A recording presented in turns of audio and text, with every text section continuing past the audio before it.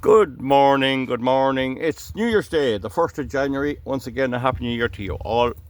Uh, an idea of some of the things I speak about is that yesterday, the day before yesterday, the 30th of January, the morning, they were given bad weather for last night. Now, we're not much different here in Ireland. We get much the same weather. And it was dark last night, as it usually is, coming up to midnight on New Year's Eve. There was a wee bit of wind and it was cold.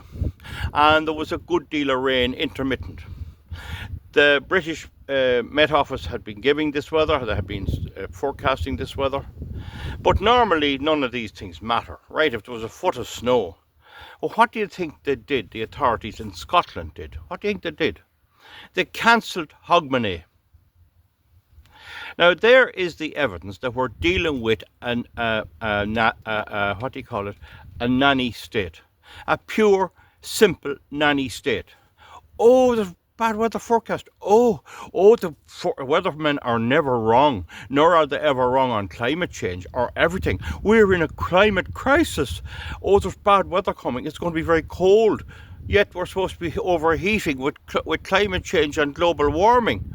And so what they do is they cancel the whole thing.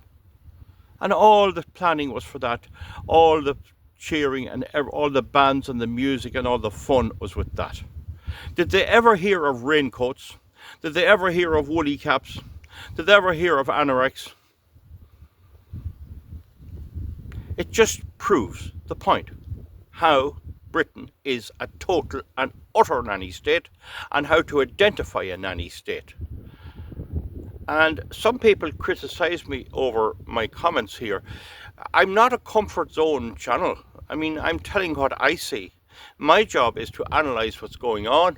It's a good clear night here tonight, and to tell you what I think it is, and to correct it and steer it so that RTE and BBC or none of these mediums can get by with telling lies without some people coming on here and realising what the real situation is.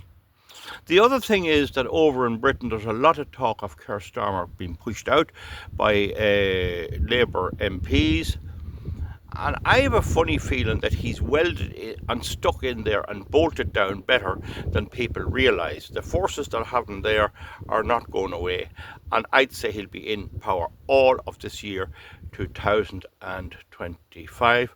I'd love to see him gone, but I don't think he will be. The other thing is that he's appointed Peter Mandelson, a rip-roaring pro-EU. All Starmer's cabinet are all fanatical European Union people. And he's appointed Peter Mandelson. Now, I remember Peter Mandelson. He was a British, he was an EU office clerk somewhere, or some job holder. He had some bit of a commission job over in Brussels. And Ireland voted no to the European Union on the Lisbon Treaty the first time, and he came out giving out about how the government handled it and how they didn't spin it right and how they didn't take how they didn't use the medium better to get a yes vote. And of course the next time they did exactly that. Anyway, hasn't Starmer appointed him to US ambassador, in other words, British ambassador to the United States. And the American administration incoming with Trump and company hate the sight of Starmer. So there's talk now of Trump vetoing him. I think he can. And my advice to Trump is do veto him. But it doesn't really matter. Trump's not going to listen to him anyway. There is this panic in Europe that Trump is not going to play ball with them, and I hope he doesn't. But that's basically the situation on that. I mean, cancelling Hogmanay just because it's cold weather on the 1st of January. I mean, where are you going? This shows you what we are going to get, and we're going to get more of this. And the Irish hate speech law is nanny state business, nannyism. It's nannyism. It's generally women in their 30s, nanny mothers-to-be, and women, and they can be vicious. They can be vicious, as I've shown in a video I made on a sex assault case. Every bit as vicious, and they'll walk you into a war as quick as anything.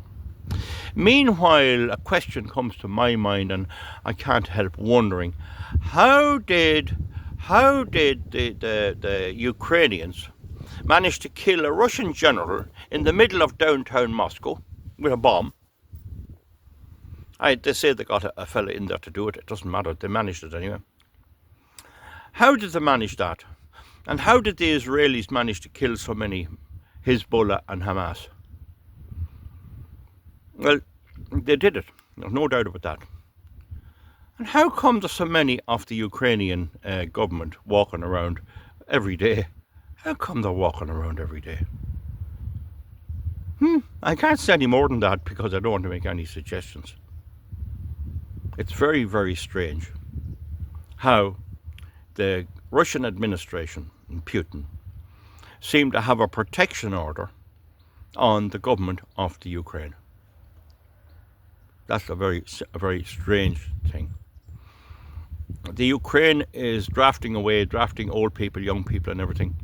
You know I have no time for Zelensky, you know that. Some people have criticised me calling him different names and all that, but that's my opinion. I've studied him. I wouldn't tolerate him 5 minutes. But that's the way it's going there. So the other thing is, Zelensky's cut off the gas to Europe, to Hungary and to Slovakia. Is it Slovenia, that country beside the Ukraine? And not Czechoslovakia, Slovenia. I think that's it. I'm after looking at it this minute and I can't remember now which one it is. But that's done by the EU. The EU Commission has decided that there'll be no Russian gas coming in. And that's going to devastate people in Europe, in the Ukraine as well, because they can't tap into it. And it's going to devastate industries. Now, the view of the EU Commission is it doesn't matter what hardship it costs. It makes no difference what hardship the gas cutting off it costs. They have they're a non-elected body. The EU Commission is a totally unelected body. And they can do exactly as they want, and that is what they will do. The only thing that they probably don't understand is that if they kill industry enough in Europe, I mean, it's not, the EU could fall apart. And the other problem is, as they cut off the gas, as the gas is cut off from Russia into the EU, the contract expired and Zelensky refuses to renew it at the demand of Europe and possibly the US as well. But as he cuts off the gas to Europe, the countries neighbouring him are supplying him with colossal amounts of electricity.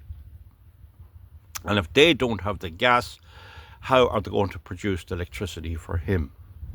Do you understand? Zelensky was getting cheap or free gas from Russia and was coming on into Hungary, Slovenia and Austria too. And they were generating electricity, as was Poland, and then they were sending it back into the Ukraine to keep the lights on. So that's going to be one day. It shows you how determined they are. So it's all to play for. Meanwhile, there's 20 days, I think, Trump is inaugurated. A lot can happen in that 20 days. A lot can happen. And I have viewers who support Israel very, very strongly. Very, very strongly. And I have viewers who hate Israel. And I tend to stay clear of it because I can't influence in any way, but I am appalled. I mean, they evacuated a hospital the other day, put the people out of it. What was that about? Did they search it for arms or something? I don't know. Nobody knows. We don't get the truth. That's a plane going overhead. I don't know, can you hear it there? I could check that plane out. That plane is almost certainly going to Montreal in Canada, having come from maybe Dusseldorf. But in any event, that's the story, folks, just to keep you up to date there. It's interesting times and it's very dangerous times. The ignorance in the world is terrible. But imagine cancelling Hogmanay because of a bit of rain and a bit of wind. And you see, that instills in the people, oh, they knew all this, oh, because cancelled, that must be serious. They haven't the intelligence in Scotland to understand, to look out the window or to walk out on the street and say, well, you know, it wasn't that bad, we could have had our Hogmanay. That dense that they don't understand it. And then the BBC and all the media will be full speed putting a gloss on it. This is why Hogmanay is cancelled. It's climate change. We have to put up more windmills and solar panels and all this stuff. We'll see you back, folks. Comment underneath. Thanks for your good wishes for the new year. Bye. It's a nice day here. Nice and bright. Not too cold either. It's good enough weather. Thank you very much. We'll see you back.